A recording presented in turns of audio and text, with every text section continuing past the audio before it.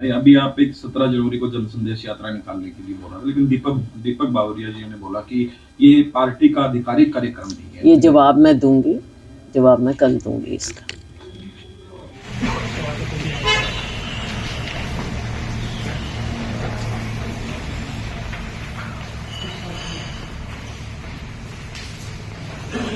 बात ये है, पिछली बार राहुल जी ने कन्याकुमारी से कश्मीर तक यात्रा की, पूरे देश को एक सूत्र में बांधा।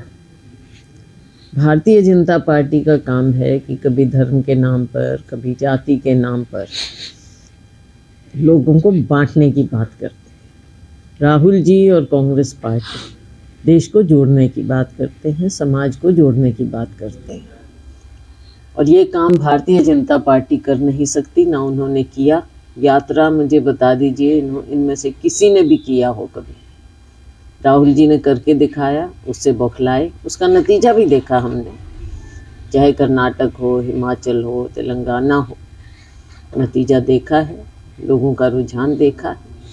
और अब लोगों की डिमांड पर, आम जनता की डिमांड पर, कांग्रेसियों की डिमांड पर, लोगों के मन को जानते हुए अब एक बार फिर से जब लोगों ने बहुत प्रेशर डाला तो राहुल जी एक और यात्रा अब करेंगे,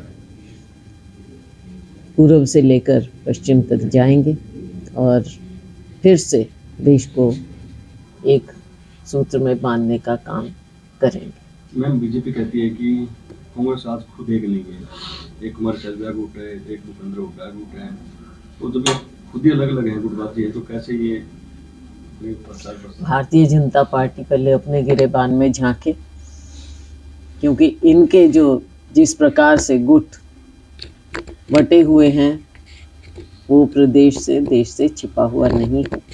फर्क इतना है कि राज्य को नुकसान होता है जब सरकार में इस तरह से विरोध के स्वर आपस में ही उठते हैं, तो उसका नुकसान सीधा सीधा जनता को होता है। और भारतीय जनता पार्टी सरकार में यही आपको इतने दिन नजर आता रहा है। मैम, क्या कुमार शैलजा अब की बार लोकसभा चुनाव लड़ेंगे? मैंने पहले भी कहा, हाईकमांड का जो फैसला होता है वो उनको मान्य होता है। तो आपकी पसंद अम्बाला या सिरसा? हाईकमांड का फैसला आपकी पसंद है? देखो, नहीं पसंद तो मेरे सारा हरियाणा है, तभी मैंने कहा कि आगे मेरी इच्छा है कि विधानसभा चुनाव मैं लड़ूं, तो जब जो फैसला होगा हाईकमांड बताएगी। अभी आप एक 17 जनवरी को जन संदेश यात्रा निकालने के लिए बोला, लेकिन दीपक बावरिया जी ने बोला कि ये पार्टी का आधिकारिक कार्यक्रम नहीं है। ये जवाब मैं दूंगी, जवाब मैं कल दूंगी इसका। मैम, अभी सरकार को 16 साल हो गए गठबंधन से, उसको लेकर कैसे देखते हैं? सरकार चली कैसे चली ये दुनिया के सामने है, प्रदेशवासियों के सामने है। 5 साल इनको मिले, 10 साल में कुछ कमियां हमारी रही होंगी, कुछ हुआ होगा हरियाणा में जो भारतीय जनता पार्टी सोच भी नहीं सकती थी, तो इन्होंने यहाँ पर सरकार बना ली, केंद्र में इनकी सरकार बनी और उसके दम पर इनकी सरकार बन गई। और 75 पार का इन्होंने नारा दिया, उसके बावजूद 40 पर आकर रुक गए और गठबंधन किया।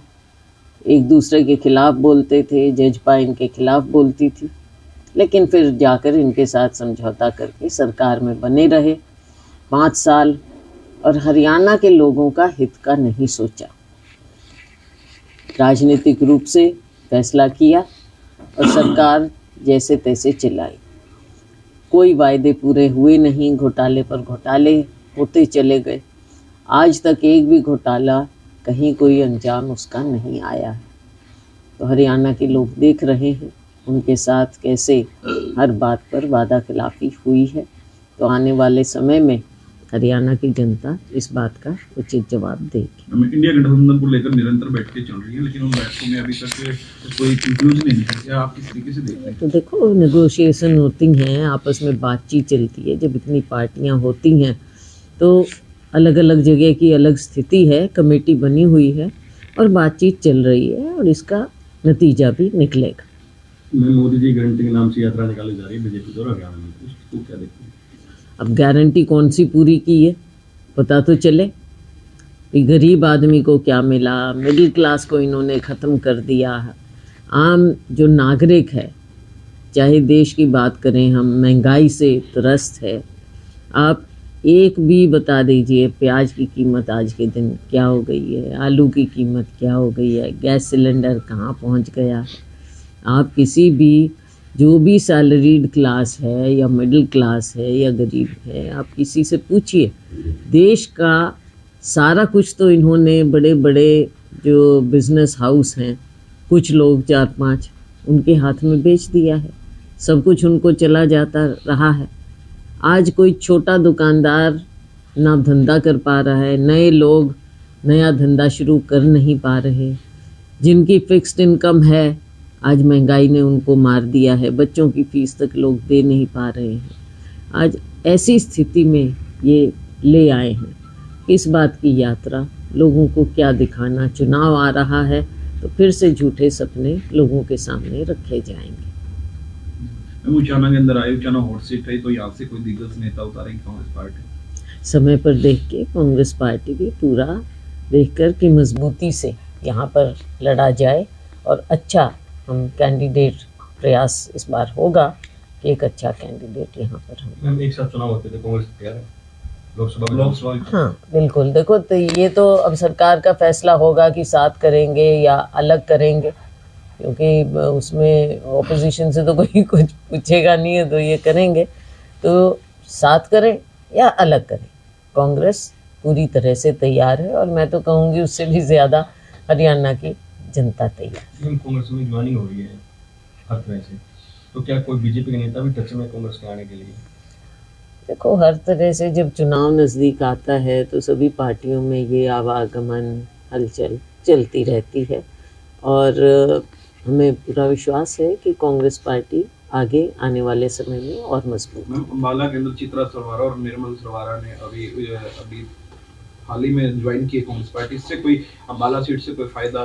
जैसे मैंने कहा, कांग्रेस पार्टी में सबका स्वागत है। कांग्रेस एक समंदर है, एक विचारधारा है और जिसका भी विश्वास कांग्रेस पार्टी की विचारधारा में है, हमारे गांधी नेहरू खानदान में है, वो ज़रूर आएँ और कांग्रेस को मजबूत करें। हमने पहले से ही ओपन इनविटेशन दे रखा है कि जिसका भी विश्वास हो कांग्रेस पार्टी की विचारधारा में, एकता में, मजबूती में, उन सबका कांग्रेस पार्टी में स्वागत। मैम क्या चुनाव में सीएम फेस करके इलेक्शन कांग्रेस लड़ेगी हरियाणा? देखो सीएम फेस तो कई हैं और सबके सपोर्टर भी अपने नेताओं को सीएम फेस बनाते हैं, तो ये तो राजनीतिक सिलसिला होता है जो चलता रहता है, लेकिन पार्टी हमेशा फैसला बाद में करती है। जब तक कि कोई इनकम्बेंट, जब सत्ता में हम होते हैं तब मुख्यमंत्री जो होता है वो लीड करता है, लेकिन जब हम सत्ता में नहीं होते तब फैसला बाद में किया जाता है, हाईकमान फैसला करती है।